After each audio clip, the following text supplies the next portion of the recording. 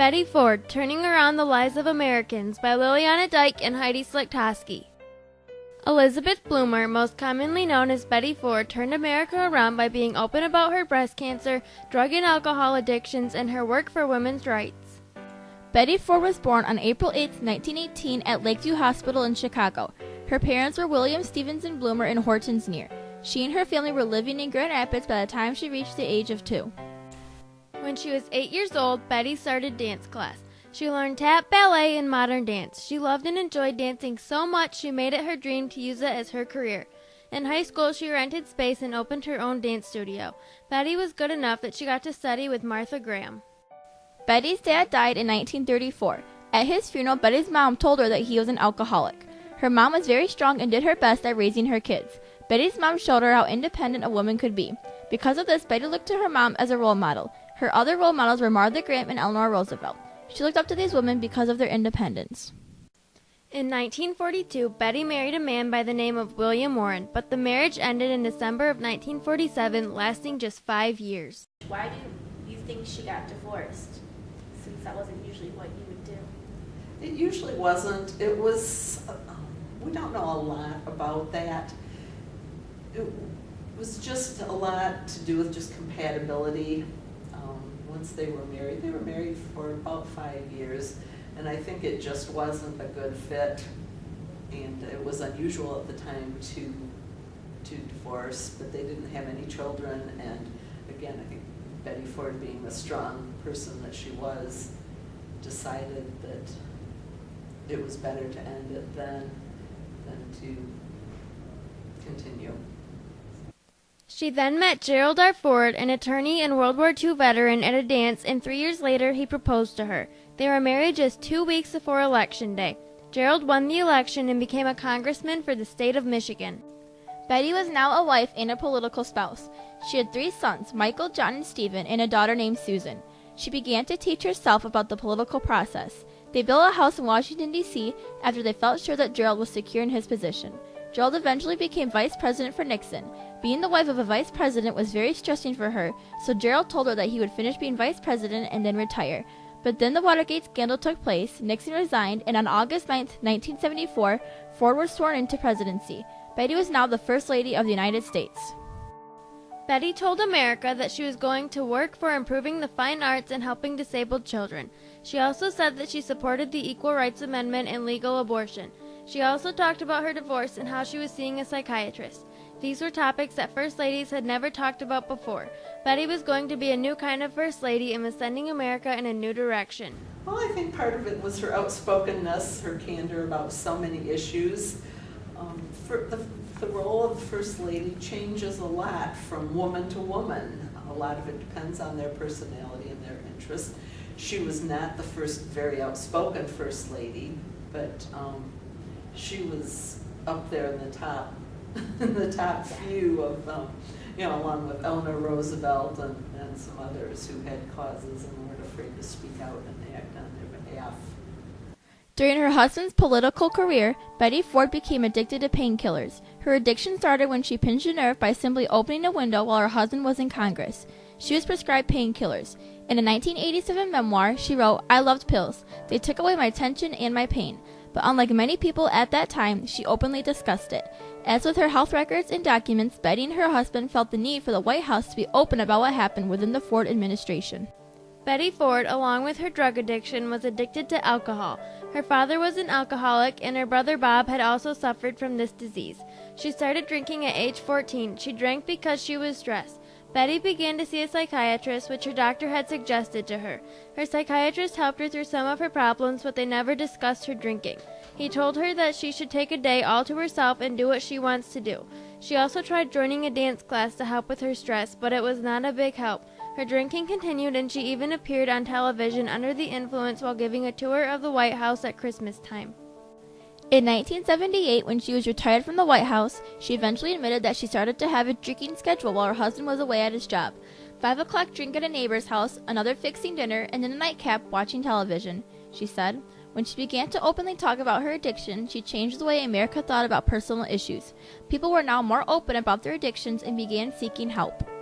On the 26th of September 1974, Betty Ford was diagnosed with malignant breast cancer. At the time, breast cancer was one of the leading killers of women between the ages of 40 to 45 in the U.S., and less than half of women were getting regular exams. At the time, it was also rare to say the words breast or cancer in public. Her husband was very supportive of her and did his best to help her. Since they had decided as a family to be open with the country because of what happened with the Watergate scandal, Betty knew that she would have to tell the world. On the day of her surgery, Gerald told the world about it at an economic conference. Because Betty decided to be open about it with the country, she was able to help many people. She realized that the reaction she got from Americans about her cancer would allow her to say more things, and she would be well listened to. Betty said, "I do not believe that being First Lady should prevent me from expressing my ideas." When she said this, she was not saying listen to me because I am First Lady, but she was saying that being First Lady cannot stop her from saying what she feels. She always had these ideas, but now she had an audience to share them with. She also told ladies that early detection is the secret. Her openness helped many that were struggling with cancer. Betty also let her medical reports be released to the public. She influenced thousands of women to get mammograms. As someone who was actually going through the process, she became an example to the women of America. She said, "I believe we are all here to help each other and that our individual lives have patterns and purposes. My illness turned out to have a very special purpose, helping save lives, and I'm grateful for what I was able to do." All of this led Betty to realize how important her role as First Lady was. I'd come to recognize more clearly the power of the woman in the White House. Not my power, but the power of the position, a power which could be used to help, Betty said. When she looked out of the hospital window and saw the press and media, she knew she was one of America's role models. She now had the power to change the behavior of Americans toward personal issues. Betty said, "I was kind of amazed that I was this important person. She had a new voice that people would listen to." With her new voice, Betty decided to call state legislators about the ratification of the Equal Rights Amendment. Some people thought that she was overstepping her role as First Lady. She received many angry letters. One letter from the West Wing said that they wanted to be consulted before the First Lady carried out what they called activities to influence the public on legislation. The public thought that a good First Lady would be seen but not heard. Betty speaking what was on her mind was a new idea for them to grasp.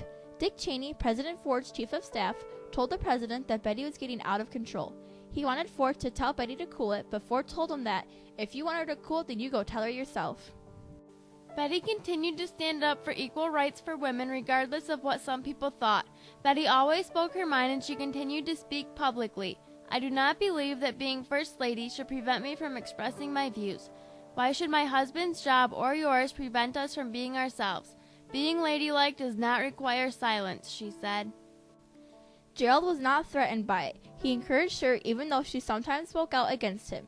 In one of her speeches, Betty said, "I believe that the best way to celebrate is to examine the very real problems that women face today. Many new opportunities are open to women, too many are available only to the lucky few." Betty truly wanted women to get equal pay too. Many barriers continue to the paths of most women, even on the most basic issue of equal pay for equal work. She didn't like the fact that millions of women were doing the same amount of work as men, but were being paid less. Soon after her mastectomy, Betty got arthritis and had to begin taking painkillers again.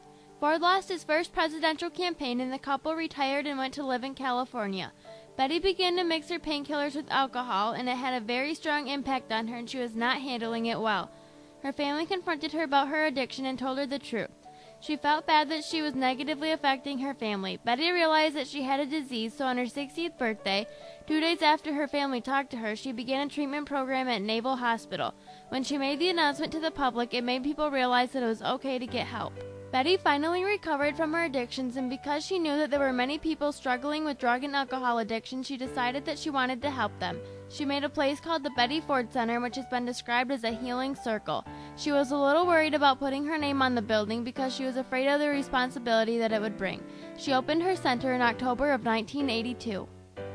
It offers many different kinds of treatment plans and programs put on by very helpful people.